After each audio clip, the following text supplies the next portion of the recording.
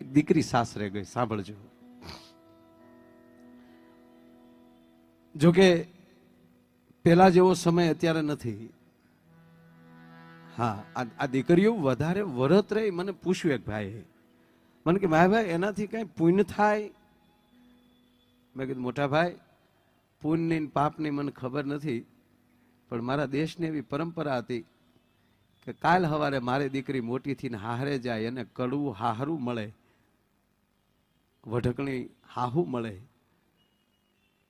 કજિયાળું ઘર કદાચ મળે, અને કદાચ મારી દીકરીને બબે દી ખાવા ન દઈ ને તો અત્યારે વ્રત કરાવીને મેં ભૂખ્યા રાખવાની ટેવ પાડી હોય ને તો મારી દીકરીને કોઈ દી તકલીફ ન પડે. અને બેનો માતાઓ અહીંયા બેઠા છો આપ.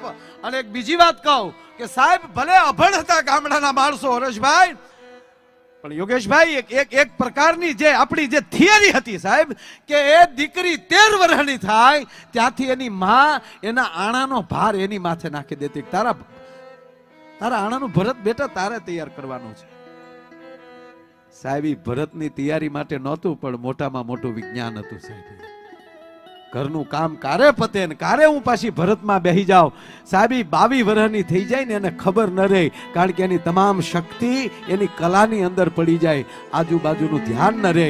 અને સાહેબ એટલે એ દીકરી માંડવામાં આવતી ને વરરાજાને કન્યા પધરાવો સાવધાન કહે, ત્યારે મરદના દીકરાને સાહેબ ધ્રુજારી આવતી હતી માંડવામાં બેઠા બેઠા. મરદ જેવો મરદ બેઠો હોય, કારણ કે હામે પણ એવો જ હોય સાહેબ. અને આ અણવર સુકા મારે રાખતા હતા, ફેશન નો નહોતો, ધ્રુજારી આવતી હતી, પકડી રાખવો પડે સાહેબ. અને બેન પણ દીકરીને બબે બેનું પકડીને સુકામ આવતી હતી. આ દીકરીનો હાથ ધ્રુજે સુકામ કે આજ સુધી મને અડ્યો છે તો કા મારો બાપ અડ્યો છે અને કા મારો ભાઈ અડ્યો છે. આજ પહેલી વાર કોક પુરુષને વડવા જઈ રહ્યું છે.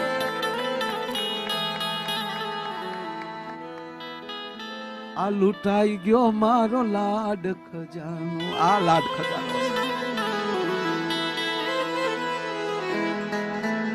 સાહેબ. દીકરી સાસરે ગઈ, 15 દિવસ પછી એમ કહેવાય કે પાછી આવી ત્યારે થોડીક દુબળી થઈ ગયેલી સાહેબ. સાંભળજો સાહેબ, અમે પ્રોગ્રામ તમે સાંભળી લો. આપ બધાની ખૂબ કૃપા છે, સદગુરુની ખૂબ કૃપા છે. કદાચ એમ કે ભાઈ 4 કલાક હાસ્ય સિવાય કાંઈ નહીં, તો ખરેખર એક શબ્દ બીજો ના આવે. પણ કહેવાય ગયો આવા પ્રસંગો તો આવા જ પ્રોગ્રામમાં બહાર નીકળે છે સાહેબ, બીજે ન નીકળે. યોગેશભાઈ, 15 દી પછી દીકરી આવી છે અને 15 દીમાં છે જ દુબળી દેખાણી, ત્યારે એની બેનપણીઓને પૂછે છે, દીકરીઓ બેનપણીઓ એવું રાખજો, તમારો વિચાર ભટકતો હોય તો ફટ દઈને ઠેકાણે લાવી દે કે આવી શું વાત કર, કોની દીકરી છો એ તો વિચાર કર તું. અને છોકરાઓ, યુવાનો, મારા બાપ, તમે તમારા મોબાઈલનું નેટ ખોલીને તમે કઈ ડાઉનલોડ કરવા જાઓ ત્યારે કીબોર્ડ ઉપર આંગળી જાય ત્યારે એટલું તો વિચાર કરી લેજો કે હું કોનું સંતાન છું, મારો બાપ કોણ છે, મારે કઈ વસ્તુ ડાઉનલોડ કરવી જોઈએ. પેધી ગયા છે બધા સાહેબ. આ માણસે જે પિક્ચર બનાવી અને સંદેશ મોટો મૂક્યો છે કે તમારા સંતાનોને મન ફાવે ત્યાં મોબાઈલ લઈને રવાના ન કરી ગયો. પૂછો કોલેજે ગઈ થી ક્યાં ગઈ, પૂછવાની જરૂર નથી. ઘોડિયાને એવા સંસ્કાર હશે ને એ બાપને જ ભરોસો હોય કે મારી દીકરી છે, કોઈના બાપની તાકાત નથી. સાહેબ આ સંસ્કાર કામ કરે છે. વગડામાં દીકરીઓ જુવાન છોકરાઓ સાથે ઢોર ચારતી હતી સાહેબ, અમે ચાર્યા છે હારે. અને એક જ ગુનામાં એમ કે ભાઈ છોકરા છોકરીઓ ભેગા નાતા. કલયુગ જેવો શબ્દ જોયો નતો.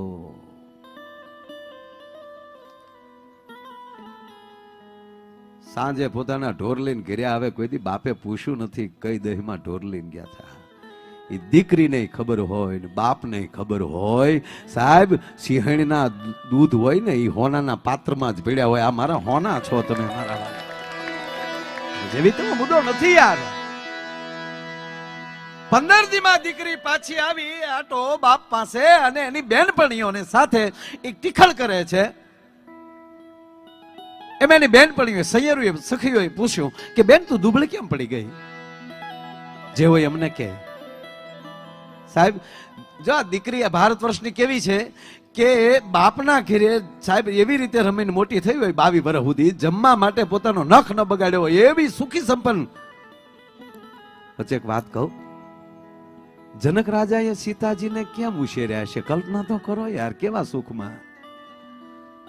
વૈદેહીની દીકરી સાહેબ, અને શિવ ધનુષને જે મલોખું ઊંચું કરીને મૂકી દે, જે વિશ્વના રાજાઓથી એક એક હારે હજાર હજાર રાજા ઉભા થયા, એ હજાર રાજાઓની ભુજાઓથી જે શિવ બાણ ઊંચું ન થયું, એ મલોખા ઘોડે વાળતી આમ વાળવા નીકળે તો મલોખાની ઘોડે ડાબા છે ઉપાડીને ફટદીને મૂકીને એટલે હાવણી કરીને આમ ફટદીને મૂકી દે. એ જાનકી કેવી છે? અને એ જ જાનકી પતિના આરે વનમાં હાલતી થાય.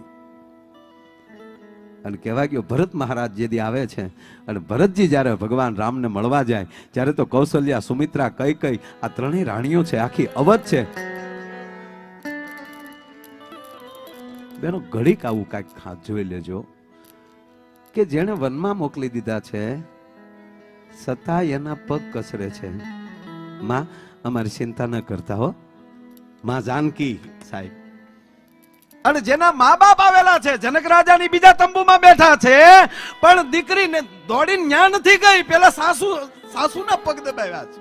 કારણ કે આ દશરથ હાજર નથી. મારે કારણ મારી માવું વિધવાવું થઈ છે સાહેબ, ઈ પીડા. અને પછી સુમિત્રાજી ને કૌશલ્યાજી કહે છે કે જાનકી તમારા બાપુજી આવ્યા છે, જાઓ મળી આવો તો ખરા. સાહેબ આવા ટુકડા પ્રસંગકારક લેજો, જીવન જીવાડી દે સાહેબ. સાહેબ ત્રણેય રાણીઓની આંખમાં આહુડી કે હાય હાય, આગળ જનકને જવાબ હું દેવું આપણે. સાહેબ હારે ગયો ત્રણેય માવું. અને માં જાનકી આમ જનક રાજાને પગે લાગીને ઉભા રહ્યા. અને ત્રણેય રાણીઓ, મહારાજ અવધના માણસોને માફ કરજો, અમે તમારી દીકરીને હાચવી નહીં ક્યાં. શું જનક બોલ્યા સાહેબ, આંખમાં આહુડાની ધારા છે ને એટલું કીધું, સુમિત્રાજી, માં કૌશલ્યા, જનકને માફ કરજો. મહારાજ હા, જનકને માફ કરજો. કેવા શું માંગો છો? કે માં મેં મારી દીકરીને બહુ કર્યાવર કર્યો, ગોતી વસ્તુ મેં મારી દીકરીને આપી, પણ હે કૌશલ્યા, હે સુમિત્રા, હે કૈકેયી, મને માફ કરજો. હું એક આ વલ્કન વસ્ત્ર કરિયાવરમાં દેતા ભૂલી ગયો છું, નહીતર એ પણ મારા પિયરનું જ હોત. ભલા માણસ, આવો બાપ હોય એની દીકરી સીતા હોય. આજે ની બેન પણ કે બેન તું દુબળી કેમ થઈ ગઈ? ના, દુબળી કાંઈ નથી હો, પણ કહેતો ખરી. કહેવાનું શું હોય? મારી સાસુ બેન, હાવ સાચી વાત કહું ને, મારી સાસુ ભયાનક છે. તમે બેનપણીઓ જાણો છો, હું નાની હતી મેં મારી માનું મોઢું નથી જોયું, ત્યાં મારી માં મેં ગુમાવી છે. માનો પ્રેમ શું કહેવાય મને ખબર નથી. હું સાસરે ગઈ ત્યારે મારા માને મળવાનું રોડું હજી કોઠામાં પડ્યું છે. મારી માને મળતી વખતે મારે જે રોવું જોવે એ અહીંયામાં હંગરીને બેઠી હતી. ત્યારે એવું હતું, મારી સાસુને માં માની લઈને તો કોક દી ભેટી ઈ ભાગનું હું રડી લઈ મારી સાસુ આરે, પણ બેન મને મોકો ન મળ્યો.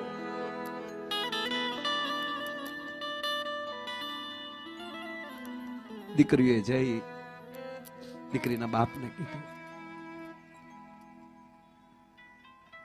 બેનપણીઓને આને એટલું કીધું કે બેન મને મળી લેજો, હું બીજી વાર તમને મોઢું નહીં દેખાડું. કારણ કે સીતા અને સરિતા એકવાર પિયરમાં નીકળી પછી બીજી વાર પિયર જાય નહીં. અને હું જો રિહામણે પાછી આવું તો મારા બાપનું ખોરડું લાજે. કા દરિયો બુરી દે, કા કવો બુરી દે.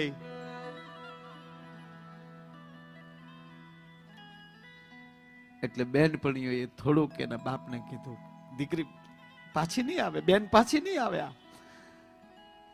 બાપ બાજુમાં બેહાડે સાહેબ, બહુ એમાં નથી આવું. બાપ બાજુમાં બેહાડીને એટલું કીધું, બેટા નબળો વિચાર નહીં કરવાનો, મારું સંતાન છો તું. આમાં થોડીક અટપટી વાત છે, ધ્યાન દેજો વાત પકડવામાં. તું મારી દીકરી છો, તારે તારે તારે બીજું ન વિચારવાનું હોય. મરે દુશ્મન, હાલે હું આ તને દવા આપું છું. તારી સાસુ રોજ જમવા બેસે ને ત્યારે એમાં 2-5 ટીપા નાખી દેજે. 50 દિવસ સુધી તું આને પાસ ને એટલે એને ભયાનક બીમારી લાગુ પડી જશે અને પછી 10 દિવસમાં એ ગુજરી જશે, તારી માથે નહીં આવે. નિમિત્ત બીમારી બનશે, તું નહીં બને. પણ એક કહું બેટા, હવે તારી સાસુ જીવવાની છે 50-60 દિવસ, 2 મહિના ને 2 મહિનામાં મારું દીકરી હો તો જેવી તારી માં હોય એવો જો એને પ્રેમ ન કર તો તારા બાપના સોગન છે. અરે આજ આયલી જા, પછી ઈ ગમે એવું બોલે પણ મારી દીકરી હો તો તને એની અંદર માના દર્શન થવા જોઈએ. હવે સાંભળજો, દીકરી ગઈ સાહેબ, પાછું ન્યા તો એ જ હતું સાહેબ. કોલસાને દૂધે ધોવો તો કઈ ઉજળા ન થાય, પણ એ જ કોલસો સાહેબ પીડામાં વયો જાય, સમર્પણમાં વયો જાય એટલે એની ભસ્મ બને, સાધુડા એના માથે લગાડે સાહેબ. એક વાર પીગળવું પડે. દીકરી ગઈ ત્યાં, સાસુ કાંઈ બોલે હા તમે તમારે જે કેવું કહો, પેલા તમે જમી લ્યો, ન જમત મારા હમ.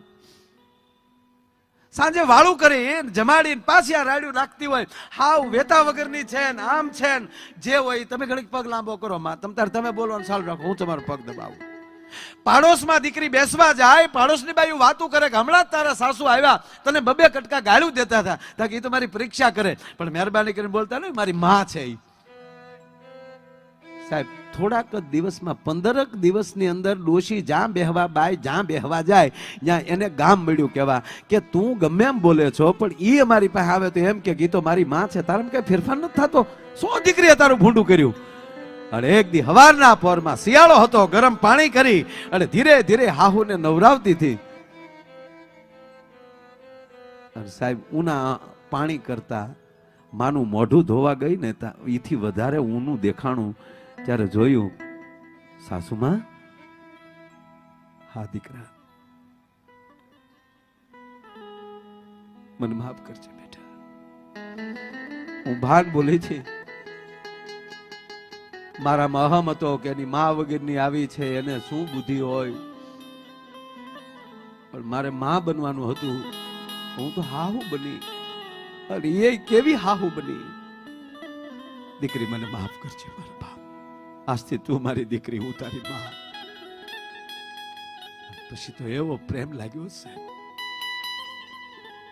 જેવું તેવું કામ તો દીકરીને કરવા ન દે. 15 દી બીજા ગયા, મહિનો થયો, દીકરી જાય પાછી બાપ પાસે, બાપુજી 1 મહિનો મેં પાઈ છે અને હવે મને એવી કઈક દવા આપો જેથી કરીને મારી માં બચી જાય, મારે એને મરવા નથી દેવી. ખમા મારા દીકરા, દવા તને બોટલમાં નહોતી આપી મેં, દવા તો મેં તને કાનમાં આપી હતી કે બેટા આપણે પ્રેમ કરો અને એવો પ્રેમ કરો નફરત કરવા વાળો થાકી જાવો છો. નફરત કરવા વાળાને સામે નફરત ના કરો, અને પ્રેમ આપો કે અમારો આ ધંધો છે, અમે તારે ધંધે નહીં ચડીએ. કે તો દવા તો બાનું હતું બેટા, એ તો શક્તિની દવા હતી. તારી સાસુને ઉનો વા ન હોય. તેદી દીકરી એટલું બોલી કે આવા બાપ હોય ને તો કયક દીકરીઓના ઘર બચી જતા હોય છે મારા બાપ. નહીં, તમારી દવાઈ તમારા કાનમાં મળે છે, તમારું ઝેર તમારી આંખમાંથી નીકળે છે, અને તમારી ગંદકી તમારા મોઢામાંથી નીકળે છે. ગટરમાં નહીં, તમારા મોઢાની વાણીમાંથી જે ગંદકી નીકળે છે. ઘણા નથી કહેવાય કે એનું મોઢું ગંધાય ભાઈ, હાવજનું મોઢું ગંધાય. કોણ કે શું કામ એવો માણસ બોલી જાય ત્યારે માણસ એમ કે એના મોઢામાં દુર્ગંધ આવે છે. પણ જેના કાન પવિત્ર છે એટલે ગુરુ કાન ફૂકે છે. શું કામ ભાઈ કાન ફૂંકવાની વાત આવી છે? તમારો સદગુરુ હું ઘણીવાર જાહેરમાં કહું છું કે આ દેશનો સંત, આ દેશનો ચારણ અને આ દેશનો બ્રાહ્મણ, આ છે ને 3 પાવર છે.